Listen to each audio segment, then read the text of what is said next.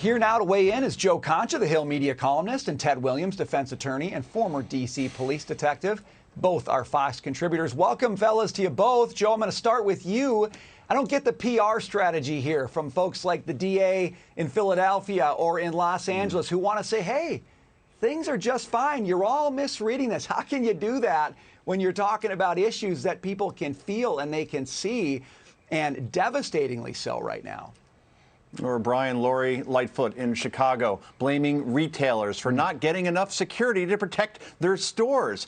Democrats, by their own words, by their own deeds, own this crime rave. They supported mostly peaceful riots during the Summer of Love in 2020 because they're the party who have proposed defunding the police in embattled cities like Minneapolis and Portland, or cutting police funding in New York City to the tune of $1 billion.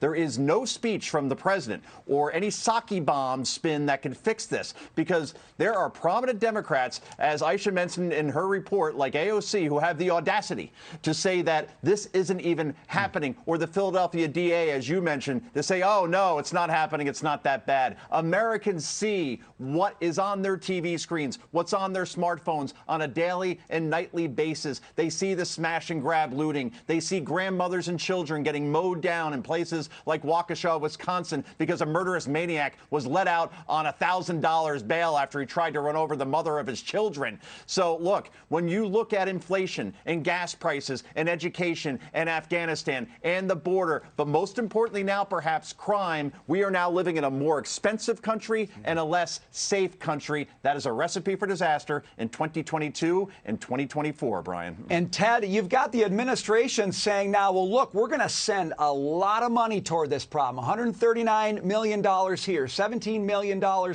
here. We're going to fund.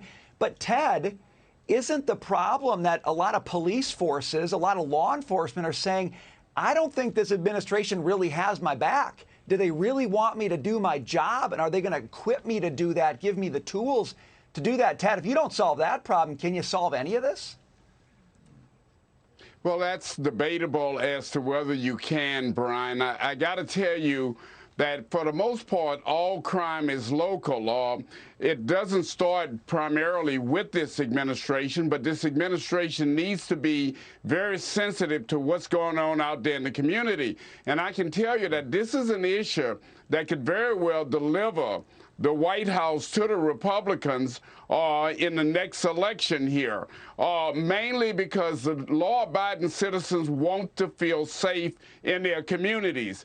And what you have to have here is the White House working with local law enforcement officials in these various communities to bring about some control of what is going on. And I believe that what is needed is that the local jurisdictions need to hire more local law enforcement officers who are off duty to work this crime situation. This smash and grab has to stop.